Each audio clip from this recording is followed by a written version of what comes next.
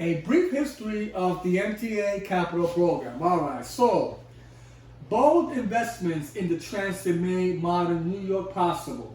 All right, so that's between from the 1900s to 1950s. Now let's go with the 1960s, 1970s. All right, so here it is. The disinvestment brought the MTA and New York to be blink of collapse, right? And now, if we go to the 1980s, right here, the first capital plan saved the MTA and the reinvigorate New York. This is the time when they actually started the capital plan. I believe that was the 1980 to 1984 capital plan. This is the time when they had those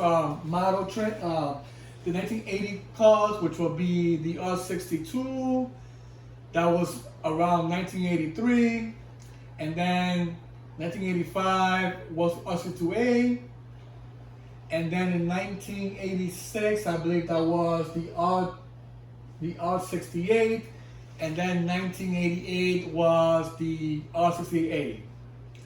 So those were the four train models for the A division and the B division. So the A division was the R62s and R62As, right? Between 1983 to 1985 for both of those models. And then you got 1986 to 1988, which will be the R68 and 68A, right? That'll be for the B division. So that's what they're talking about there in regards to the 1980 capital plan to, well through the A's, basically, folks, right? So now let's start with 1990 to 2000 era.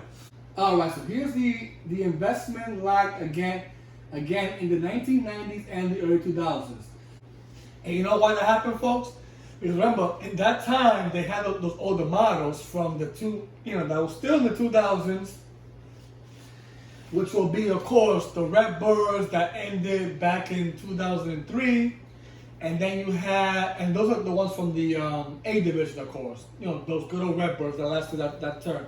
But at least they didn't pass well 40 years, at least. They retired them with the R42s and the R42As, in the early 2000 era.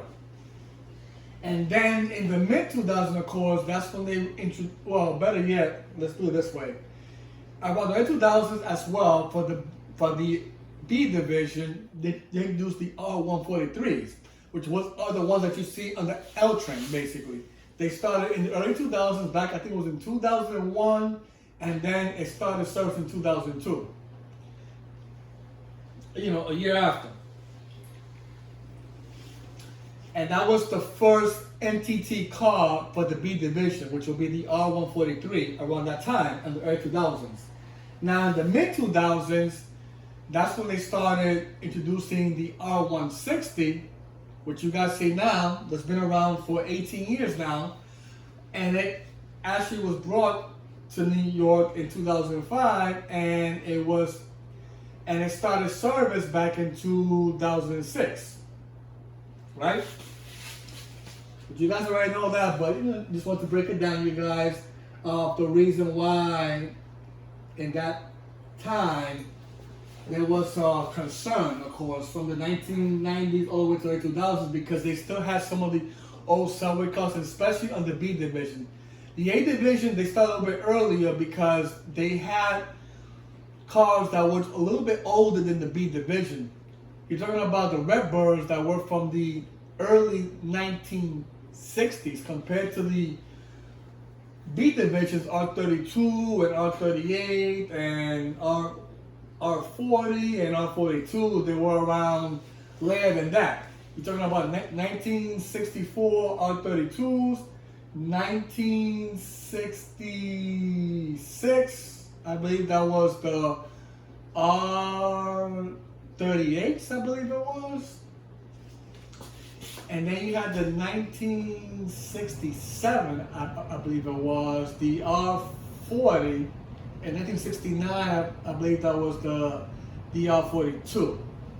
So all of them were from the 1960s, from the mid mid 60s to late 60s, which of course all those trains by now have been retired thanks to the orders that were supplemented, which was the R160, and then, I'll tell you more about it in the next plan.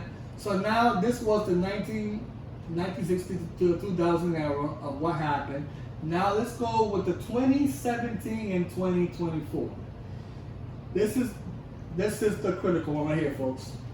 So of course, the 2007 Subway Action Plan of the 2024 capital plan, which is the one right now that's finishing up, the capital plan set us back on the right trajectory.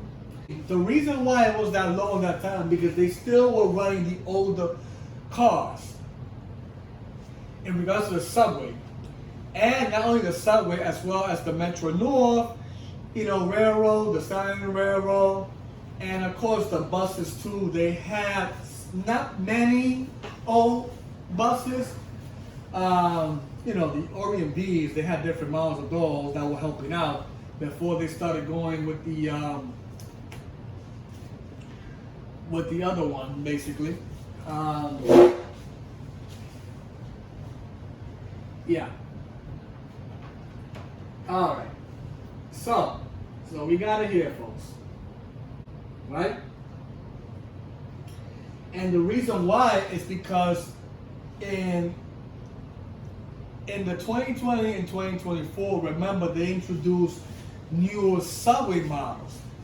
In 2017, they had the R179, what you guys know. It was a headache at first, but they were the ones that retired the remaining of the R32 and all of the R42. But of course, the 110 cars that were supposed to remain longer, they were replaced by the first 110 cars of the R211A, which you guys already know about that. And because of that, the subway has become much more reliable in regards to these new train models that we see now, the R211A, the R211T, and also the R211S, which is in Staten Island. So this is what it's explaining right here, folks, in regards to the 2024 and the 2020-2024 capital plan, because part of that they invested also on the Line Railroad and the Metro North, which will be the N9 and the N8, I believe it is. Those are models that were built by Kawasaki, as well as the R211A and TNS, right? Built by good Kawasaki. To replace these older subway models, and also to replace the Line Railroad and Metro North 2 also, and Central, right? So so of course, welcome to the hell, basically, is what they're saying here on New York Post. From the they put it here on the 2025 and 2029, and the reason why they're saying that, because there's still more work to do, folks. So right now they're trying to finish the 2020 and 2024 capital plan, as you see here on the time chart of the history of the capital plans that started way back in the 1980s. Which was the first capital plan. So that time till now, they've been doing this for about over 40 years, basically. I could say, let's see, 1980 to the 2000 era. So basically, that's about 40 years, basically. They've been doing this, the MTA, 40 years, in regards to the capital plans, right? So the 2020 and 2020 capital plan will keep New York on the path to more reliable, accessible, and sustainable transit. Let's see. All right. So here we go. There is no New York without transit. Here we go again, folks, with good old Jano. Transit by the numbers. Let's see.